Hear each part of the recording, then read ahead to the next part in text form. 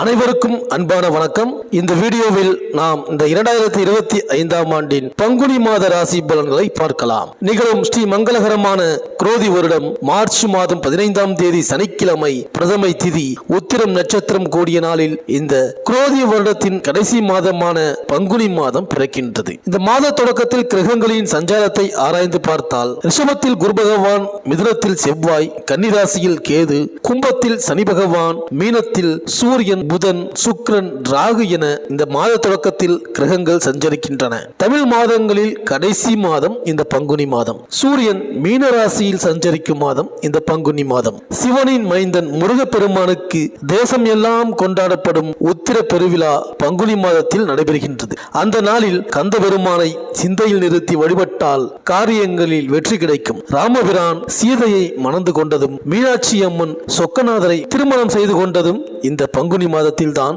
தெய்வ திருமணங்கள் நடைபெற்ற நாள் பங்குனி உத்திர திருநாள். அந்த இனிய நாள் இந்த வருடம் பங்குனி மாதம் 28ஆம் தேதி, அதாவது 11/4/2025 வெள்ளிக்கிழமை அன்று வருகின்றது. அன்றைய தினம் முருகப்பெருமானை முறையாக வழிபட்டால் தங்கு தடைகள் தானாக விலகும், மங்கள நிகழ்ச்சிகள் மனையில் நடைபெறும். மேலும் ஒருவரது ஜாதகத்தில் செவ்வாய் 2, 4, 7, 8, 12 ஆகிய இடங்களில் இருந்தால் செவ்வாய் தோஷம் என்று கருதப்படுகின்றது. அப்படிப்பட்டவர்கள் ஆணாக இருந்தால் பெண் கிடைப்பது அரிது, பெண்ணாக இருந்தால் மாப்பிள்ளை கிடைப்பது அரிது.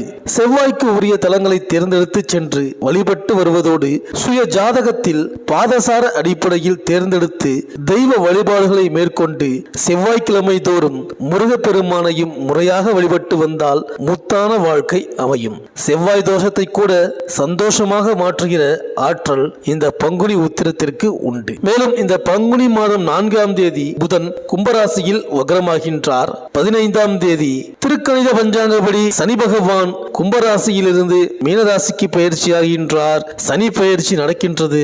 பங்குனி 24ஆம் தேதி செவ்வாய் கடகராசிக்கு பயிற்சியாகின்றார். பங்குனி 27ஆம் தேதி புதன் மீனராசிக்கு பயிற்சியாகின்றார். இந்த கிரகங்களின் சஞ்சாரம் மற்றும் மாற்றத்தினால் உங்கள் ராசிக்கு என்னென்ன பலன்கள் கிடைக்கப் போகின்றது, நீங்கள் செய்ய வேண்டிய பரிகாரங்கள் என்ன என்று இந்த வீடியோவில் பார்க்கலாம்.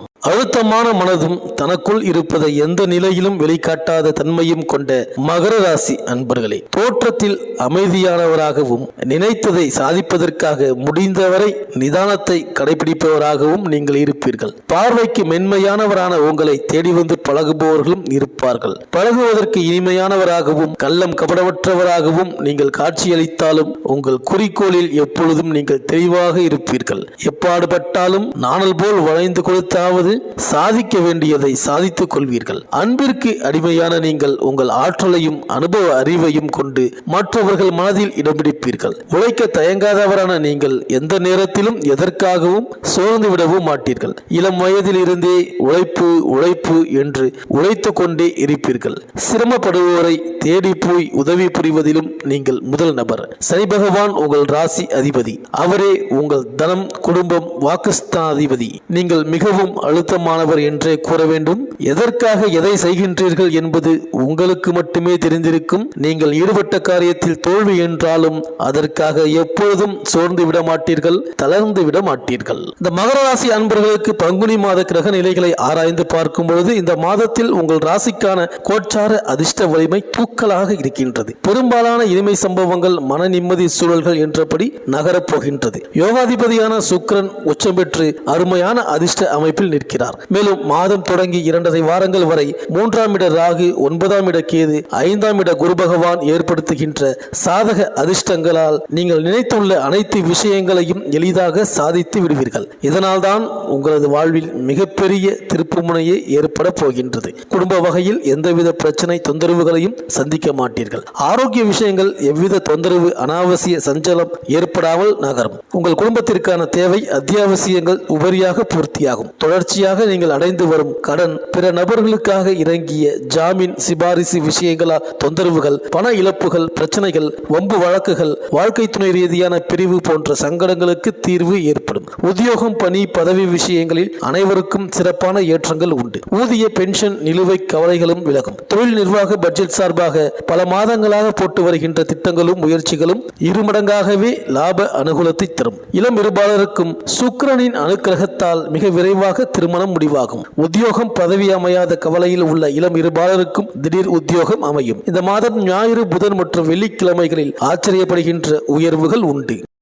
மேலும் மாத தொடக்கத்தில் மீன ராசியில் புதன் நீச்சம் பெற்றும் வக்ரம் பெற்றும் சஞ்சரிக்கிறார். உங்கள் ராசிக்கு 6, 9 ஆகிய இடங்களுக்கு அதிபதியானவர் புதன். அவர் நீச்சம் பெறுவது ஒரு வழிக்கு நன்மைதான். இருந்தாலும் பாக்கியஸ்தானத்திற்கும் அவர் அதிபதி. இதனால் சில காரியங்கள் முடிவடைவதில் தடைகள் ஏற்படும். பூர்வீக சொத்து சம்பந்தப்பட்ட பஞ்சாயத்துகளில் தாமதங்கள் உருவாகும். வாகன பொழுதுகளால் வாட்டம் உண்டு. வரவை விட செலவு அதிகரிக்கும். வழக்குகளும் வாய்தாகளும் வந்து கொண்டே இருக்கும். தசாபுக்திக்கு ஏற்ற தெய்வ வழிபாடுகளை மேற்கொள்வது மன அமைதிக்கும் வருமான உயர்வுக்கும் வழிவகுக்கும். பங்குனி 4ஆம் தேதி புதன் கும்பராசிக்கு வக்ர இயக்கத்தில் வருகிறார். உங்கள் ராசிக்கு 6ஆம் இடத்திற்கு அதிபதியான புதன் தனஸ்தானத்திற்கு வரும்பொழுது பணி நீக்கம் செய்யப்பட்டவர்கள் மீண்டும் பணியில் சேரும் வாய்ப்பு உண்டு. உத்தியோக மாற்றத்தை விரும்புபவர்களுக்கு உயர் பதவியுடன் கூடிய மாற்றங்கள் வரலாம். இதுவரை கொடுக்கல் வாங்கலில் இருந்த பிரச்சனைகள் இப்பொழுது முடிவிற்கு வரும். உழைப்பிற்கு ஏற்ற பலன் கிடைக்கும். குருவின் பார்வை கை கொடுப்பதால் உங்கள் திறமைக்குரிய அங்கீகாரம் கிடைக்கும். பொது வாழ்வில் புதிய பொறுப்புகளும் பதவிகளும் கிடைக்கும். மீனத்தில் உள்ள சுக்கிரன் இந்த மாதம் முழுவதும் வக்ரம் பெற்று சஞ்சரிக்கிறார். உங்கள் ராசிக்கு 5, 10 ஆகியங்களுக்கு அதிபதியானவர் சுக்கிரன். அவர் உச்சமும் வக்ரமும் பெறுவதால் பிள்ளைகளால் சில பிரச்சனைகள் வரலாம். பூர்வீக சொத்துக்களை பாக பிரிவினை செய்து கொள்வதில் அண்ணன் தம்பிகளுக்குள் கருத்து வேறுபாடுகள் வரலாம். தொழில் பங்குதாரர்களால் தொல்லை உண்டு. நினைத்தது நிறைவேறவில்லையே என்று கவலைப்படுவீர்கள். ஒரு கடனை அடைக்க மற்றொரு கடன் வாங்கும் சூழல் உருவாகும். சங்கிலி தொடர் போல கடன் சுமை வந்து கொண்டே இருக்கும். மேலும் பங்குனி 24ஆம் தேதி கடகராசிக்கு செல்லும் செவ்வாய் அங்கு நீச்சம் பெறுகிறார். உங்கள் ராசிக்கு 4, 11 ஆகியங்களுக்கு அதிபதியான செவ்வாய் நீச்சம் பெறுவது அவ்வளவு நல்லதல்ல. தாயின் உடல்நலத்தில் பிரச்சனைகள் உருவாகும். வாங்கிய சொத்துக்களால் வில்லகங்கள் ஏற்படும். தொழில் பங்குதாரர்கள் விலகிக் கொள்வதாக சொல்லி அச்சுறுத்துவார்கள். வெளிநாட்டு முயற்சியில் தாமதம் ஏற்படும். கடன் சுமையின் காரணமாக கட்டிய வீட்டை விலை பேசும் சூழல் உருவாகலாம். உத்தியோகத்தில் சக பணியாளர்களிடம் உங்கள் முன்னேற்றத்தை பகிர்ந்து கொள்ள வேண்டாம். பங்குனி மாதம் 15ஆம் தேதி முதல், அதாவது 29/3/2025 முதல் திருக்கணித பஞ்சாங்கப்படி சனி பகவான் மீனராசியில் சஞ்சரிக்கப் போகின்றார். பல்வேறு நன்மைகளை சனி பகவான் உங்களுக்கு வழங்கப் போகின்றார். முதலில் உங்கள் பொருளாதார நிலை உயரும். செல்வாக்கும் அந்தஸ்தும் அதிகரிக்கும். எடுத்த காரியங்கள் யாவற்றிலும் முன்னேற்றம், வெற்றி உண்டாகும். செய்து வரும் தொழிலில் இந்த காலத்தில் சிறப்பு அடையும். ஆரோக்கியத்தில் ஏற்பட்ட பின்னடைவுகள் நீங்கி முன்னேற்றம் அடையும். வேலையில்லாமல் இருப்பவர்களுக்கு எதிர்பார்த்த வேலை கிடைக்கும். வேலையில் இருப்பவர்களுக்கு பதவி உயர்வும் எதிர்பார்த்த இடமாற்றமும் கிடைக்கும். குடும்பத்தில் சந்தோஷமும் செழிப்பும் உண்டாகும். உங்களுக்கு தொல்லை கொடுத்து வந்த எதிரிகள் இருந்த இடம் தெரியாமல் விலகிச் செல்வார்கள். அவர்களை அடக்கி வெற்றி கொள்ளும் ஆற்றலும் உங்களுக்கு உண்டாகும். வீட்டில் சுப காரியங்கள் நடந்து அதற்காக செலவழிக்க நேரும். ஒரு சிலருக்கு பூர்வீக சொத்துக்களில் இருந்த வில்லங்கம் நீங்கி கைக்கு வந்து சேரும். பிள்ளைகளின் முன்னேற்றம் உங்களுக்கு சந்தோஷத்தை தரும். சகோதர வகையில் ஏற்பட்டிருந்த பிரச்சனைகள் விலகி ஒற்றுமை உண்டாகும். மனதில் தைரியமும் தன்னம்பிக்கையும் அதிகரிக்கும். கையில் எடுத்த வேலைகளை நடத்தி வெற்றி பெறக்கூடிய சக்தி உண்டாகும். இந்த மகர ராசி அன்பர்கள் ஒரு முறை திருநள்ளாறு சென்று நல தீர்த்தத்தில் நீராடி சனீஸ்வரரை அர்ச்சனை செய்துவிட்டு சனி பகவானுக்கு நல்லெண்ணெய் தானம் செய்துவிட்டு வழிபட்டு வாருங்கள். நன்மைகள் அதிகரிக்கும்.